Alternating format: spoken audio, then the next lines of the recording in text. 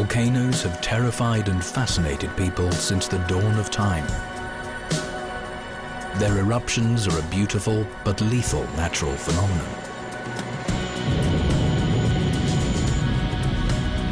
The Kamchatka Peninsula is in eastern Russia. This region has been called the land of stone torches, and for good reason. There are few places on the planet where you can see so many different volcanoes. Constantly in turmoil, Kamchatka's landscape continues to be molded with each century of volatile activity under the ground.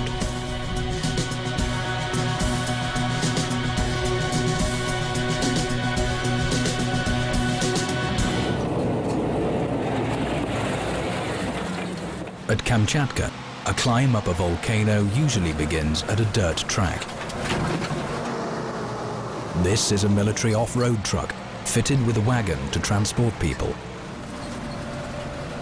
Driver Yevgeny Kaklinch uses it to bring tourists to the foot of the 1,000-year-old Plosky Telbachik volcano several times a month. People only recently started going up from that side. They only used to hunt there before the eruption.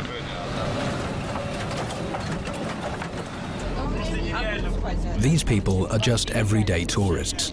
For their travel routes, they chose the places where you don't need special mountaineering skills. They've each made at least one trip to the mountains, but none has ever been near the site of the so-called major fissile eruption of Telbachik.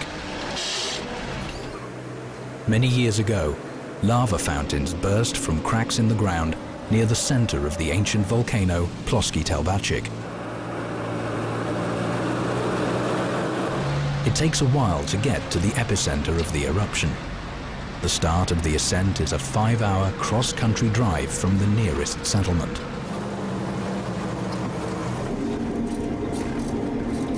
Several dozen kilometers away from where the lava broke through the surface, the dead forest begins. White, dry tree trunks dot the black volcanic slag. It's all a reminder of the destructive forces which volcanoes possess. Every tourist group is sure to make a quick stop here. From this point, the aim of their extreme hike is already visible. The twin stratified volcanoes, Ostry and Plosky Telbachik, sit on the horizon, covered with fog. There are several low-rising new volcanic cones nearby. Ash and slag from these craters have covered several kilometers of the surrounding area.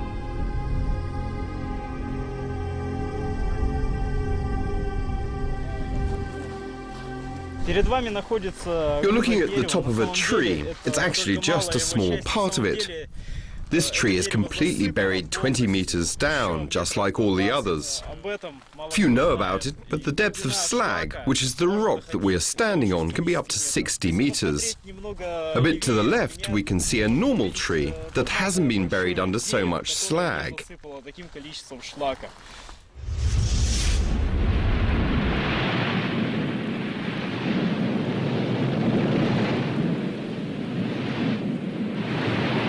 On the 6th of July 1975, fountains of lava began bursting from cracks in the crust 18 kilometers from the extinct crater of the Plosky Telbachik volcano, destroying everything in their way.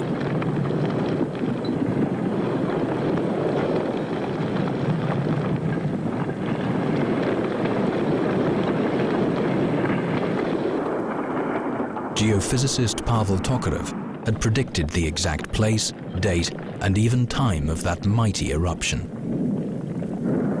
Staff at the Kamchatka Institute of Volcanology, the only one in the world at that time, were ready. They even managed to fully research and film it.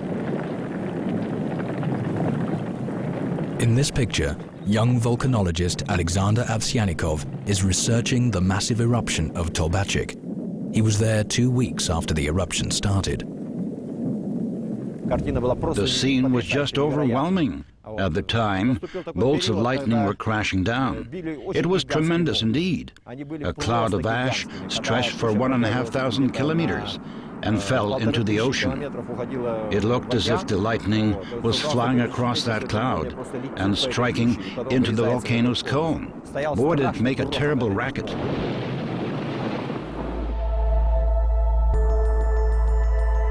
The biggest concentration of volcanoes is situated on the Pacific coast. 328 of them are active and form the Pacific Ring of Fire. Kamchatka is part of it. There are 29 volcanoes on the eastern coast of the peninsula. This peninsula has many volcanoes, as the subduction zone is located here. The oceanic plate is moving beneath the continental plate and gradually sliding inside. Naturally, the friction causes frequent earthquakes. Large in situ cracks and so-called weakened zones occur, allowing the magma to come up to the surface. The locals call this mud pot sculptor. A zone where one of the Earth's plates slides under another, which is known as subduction, is located deep below the mud pot. The magma melts mountain rocks, forming gas. On its way upwards, it heats water, mixes it with earth, and throws it out in the form of liquid clay. The sculptor is just one of the many fantastical features to be found in one of the world's oldest volcano calderas. It's located in the central part of Kamchatka's eastern volcanic belt. This gigantic crater cauldron is the caldera of the Uzon volcano. About 300,000 years ago, a 3-kilometer-high composite cone used to tower over a place of the present Uzon volcano. This stratovolcano crumbled after a series of powerful eruptions. The earth below the volcano gave under, forming a caldera. The average height of its cliffs is 400 meters, and the diameter is more than 12 kilometers. The Uzon caldera features unusual manifestations of modern volcanic activity.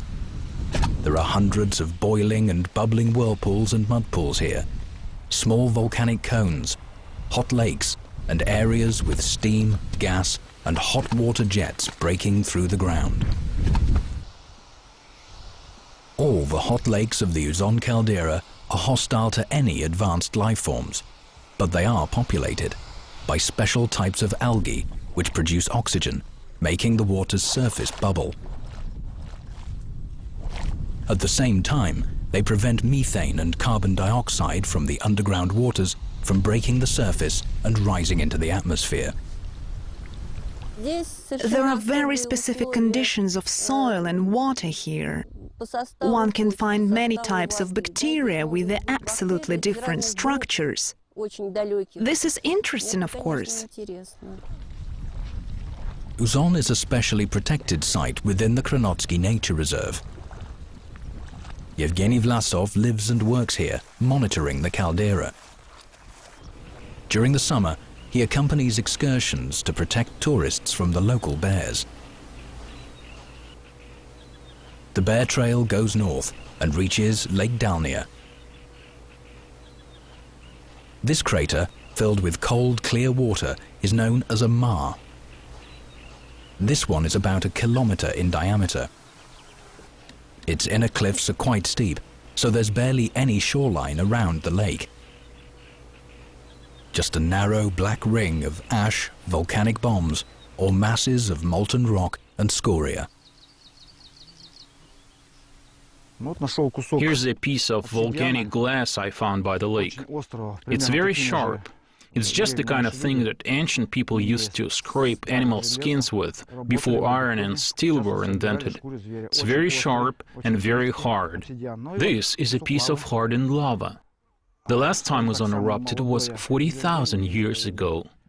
This time hasn't been long enough for grass to cover the lava. 40,000 years is an ancient history. This group of tourists is exploring a new chapter in the history of Kamchatka's eruptions. One of their plans is to conquer 2 volcano cones near Ploski Telbacic. The unspoken rules of climbing volcanoes are quite simple. Follow your guide closely. Don't stretch the chain. If you cannot walk any further, everyone else descends along with you. Their aim is to reach the summit of the cone not far from the ancient volcano. We're about to start a difficult descent. Don't walk too far from me, follow in each other's steps. Beware of sharp rocks that may slip from under your feet and cause serious injuries. In some instances, rocks have fallen from the slope above and hit people on the head. On occasion, the injuries have even been fatal. Each cone is about 1,500 meters above sea level. These are the so-called new Telbacic volcanoes. They appeared as a result of the eruption in 1975. Here was one of its 4 epicenters. From one of the cone tops, there's a good view of the crater and broad canals of thick, spurting lava.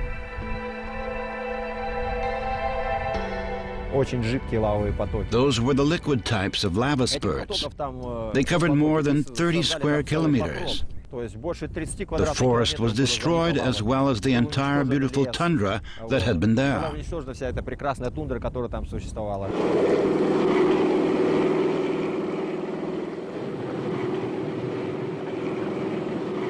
3 weeks after the eruption, one of the cones suddenly threw out a massive amount of lava.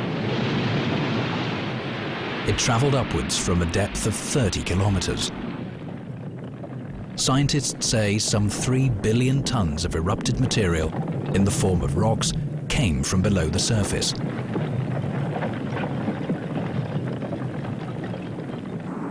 All the while, the molten pieces of lava, known as volcanic bombs, shot out from ruptures.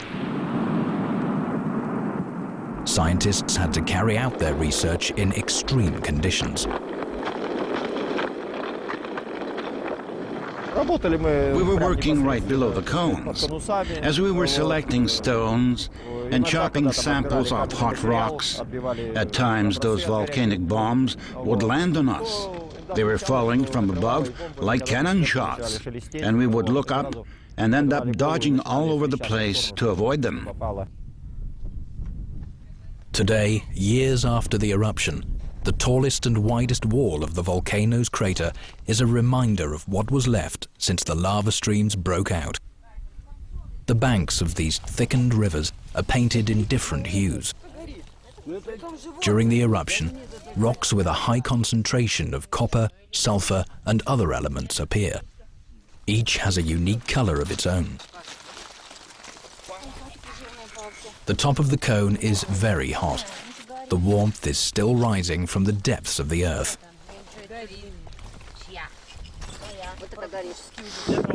We've brought these sticks here to set them on fire with the internal heat of this cone. The temperature inside the fissure is 900 degrees, so the stick catches fire in a matter of seconds. The first climb ends at sunset on the first day of the mountain trip. But there is a much longer, more difficult and interesting way to the summit of Ploski Telbacic's volcanic crater tomorrow.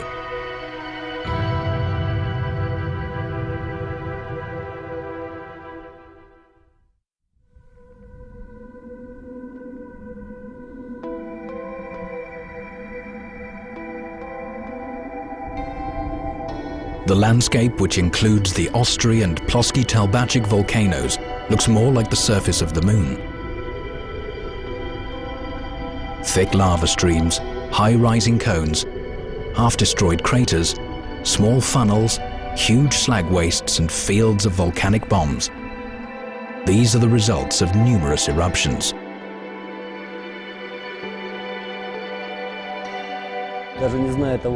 Of course, one can easily imagine that this landscape isn't part of the Earth, even if they don't know what happened on the Moon. At that time, in the mid-1960s, scientists had photos of the lunar surface. Therefore, Kamchatka was chosen as one of the testing areas for the first Soviet-made lunar rover. Perhaps there really wasn't a better place on the planet for testing that equipment. Volcanic slag is almost identical to the hard, sandy surface of the Moon. Just like there, the area has no bogs, forests or grass. But what it does have are numerous hills and hurdles. The first Moon rover, called Lunokhod 1, had 8 wide wheels. Their semi-spherical profile prevented the vehicle from sliding sideways when moving along a hill and increased its cross-country capacity. The so-called sudden hurdles, made of volcanic bonds, were placed in the way of the Moon rover. The test was successful, and the Lunokhod was sent to the Moon. The Moon rover's test ground provides magnificent views over the 2 volcanoes. The snowy, almost vertical Ostry Talbachik towers 3,682 meters above sea level. Nearby, the adjacent grey edge of Ploski Talbachik can be seen. It sits at a height of 3,080 meters. The path is 15 kilometers long. Anyone who's not sure they can make it follows in the guide's wake during an uphill climb. The way they breathe tells the guide when he needs to slow down. Tourists with the greatest stamina are at the end of the group. Tourists here don't take frequent breathers, so they don't lose their tempo. From a height of 2,000 meters, the panorama of the Great Talbachik fissure eruption comes into view. A chain of volcanic cones stretches to the horizon.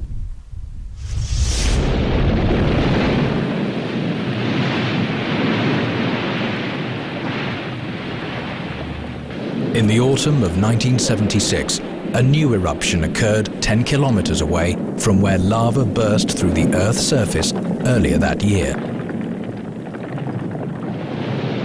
The Great Talbachik eruption lasted for 17 months. Mountains were formed and the terrain of a vast sector of the Kamchatka peninsula changed. The wild animals and birds that survived in that hellish atmosphere had to rely on humans for help. The magma chamber below the ancient Ploski Talbachik volcano is now empty. In this picture, it's clear to see its crater filled with a hot lava lake. Despite the fact that Ploski Talbachik has never erupted, it's considered to be active, like the new Talbachik volcanoes. They are active volcanoes. This means they are either at the stage of eruption or they are displaying other types of action, for instance, so-called fumarole or thermal activity. Tourists flying to the famous Valley of Geysers by helicopter often see the fumarolic activities of local volcanoes. Fumaroles are ordinary steams of volcanic gas and steam. They burst out from volcanic hearths together with ash and particles of earth. The Valley of Geysers lies in the so-called zone of modern volcanism. Hundreds of years ago, lava burst out near this canyon, and 2 volcanoes emerged during the eruption. The Valley of Geysers is between them. The magma beneath still heats up layers of rock and water streams. Thermal energy cracks the ground, making curious forms of hydrothermal activity, like steam pits, potholes, or geysers, which are erupting boiling springs.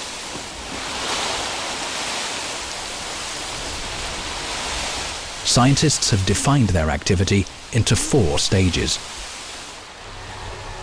Hot boiling water from a water-bearing layer seeps into the geyser channel. It's then filled with boiling water, part of which begins to spill out.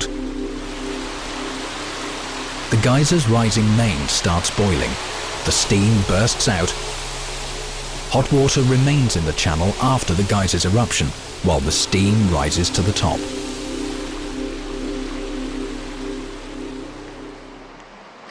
Kamchatka is often called the Hot Peninsula for its various forms of hydrothermal activity. This is one of the few places on the planet where unconventional power technology is implemented. A geothermal power station is located at the foot of the Magnovsky volcano cone. The ground's natural heat is used for producing electricity. Only 60 specialists man the station. Their job is monitoring its automatic systems around the clock and fixing any malfunctions as soon as they occur. In terms of environment protection, it's a very clean production process. We take steam from below the surface and send a mixture of waste steam and water back into the earth. The hot steam is filtered from water droplets and small rock particles. The hot, dry vapor gushes through at very high speed from the separator into the turbine and spins the rotor blades. This generates an electromagnetic field. The current it creates goes into this distribution unit. After all transformations, this equipment raises the electrical power produced from the geothermal steam energy up to 220 volts. Then it gets transmitted by power lines to consumers in the city. The peninsula's only major city, Petropavlovsk-Kamchatsky, is situated close to two volcanoes, Avachinsky and Karasky. It was founded in 1740. Scientists here predict the possibility of an earthquake of 7 or 8 points on the Richter scale with devastating effect. It could be triggered by Avachinsky's sudden eruption. The Avachinsky volcano has passed the stage of forming a caldera. A gigantic explosion occurred on its top some 30,000 years ago. The western part of Petropavlovsk-Kamchatsky stands on deposits left over by the blast on Avachinsky.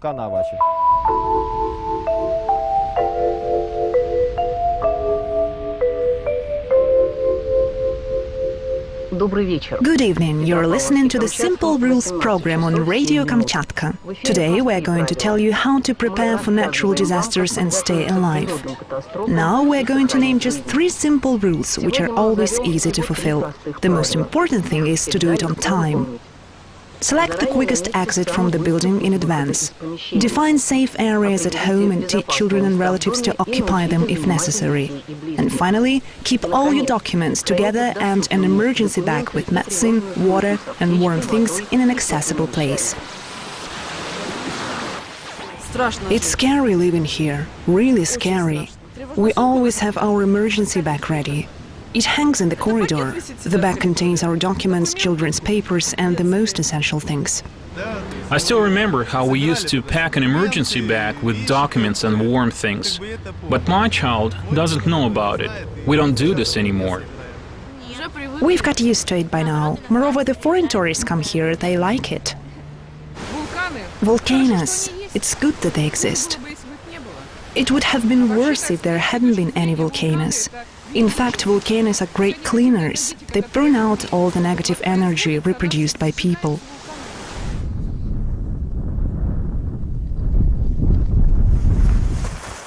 It takes about 5 hours for trained tourists to climb the crater of the Ploski-Talbachik volcano. When nearing the summit, you have to walk several kilometers along a steep, sharp range. This is the hardest part of the ascent. But the desire to see the crater drives people to walk onwards and upwards.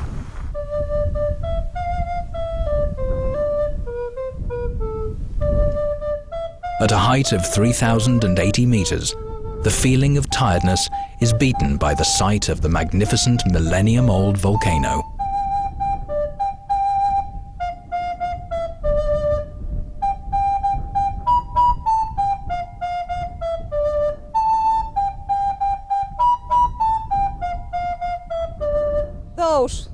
This hot journey was worth it. I'm now sitting on the brink of the crater and I'm looking at all this beauty and thinking that I'm the only person in the world who at this very moment is lucky enough to play the flute at a height of 3,000 meters. Everyone has their own answer as to why volcanoes attract people. Some try to overcome their fear and prove that they can withstand this challenge. Many enjoy an extreme trip. Others are simply curious and are brave enough to look inside one of nature's biggest and most destructive wonders.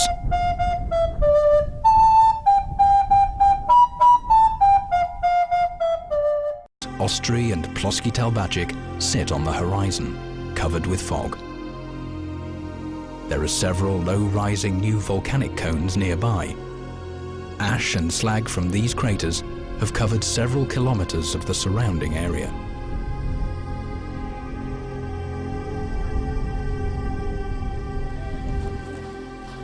You're looking at the top of a tree. It's actually just a small part of it. This tree is completely buried 20 meters down, just like all the others. Few know about it, but the depth of slag, which is the rock that we are standing on, can be up to 60 meters. A bit to the left, we can see a normal tree that hasn't been buried under so much slag.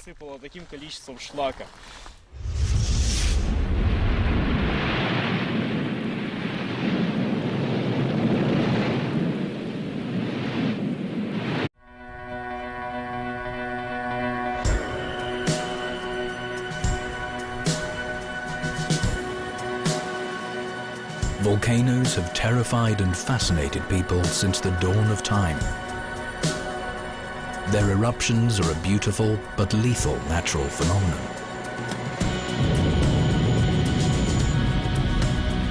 The Kamchatka peninsula is in eastern Russia.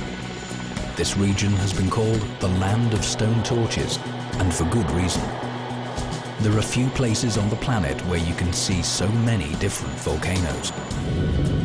Constantly in turmoil, Kamchatka's landscape continues to be molded with each century of volatile activity under the ground.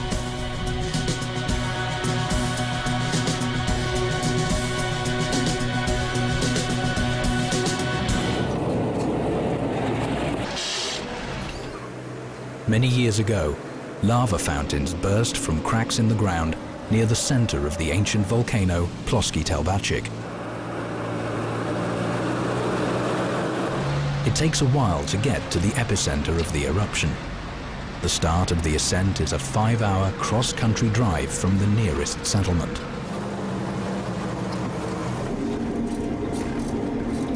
Several dozen kilometers away from where the lava broke through the surface, the dead forest begins. White, dry tree trunks dot the black volcanic slag. It's all a reminder of the destructive forces which volcanoes possess. Every tourist group is sure to make a quick stop here. From this point, the aim of their extreme hike is already visible.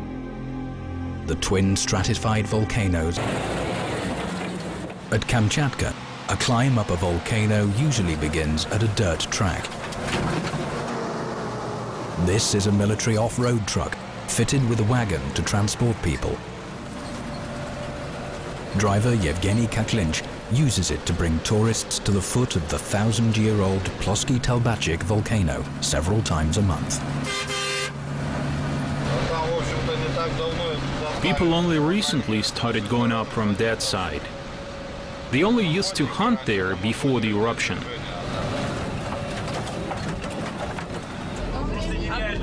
These people are just everyday tourists.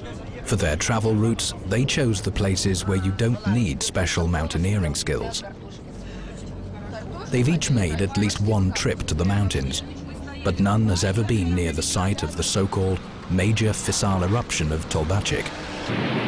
On the 6th of July 1975, fountains of lava began bursting from cracks in the crust 18 kilometers from the extinct crater of the Ploski Telbacic volcano, destroying everything in their way.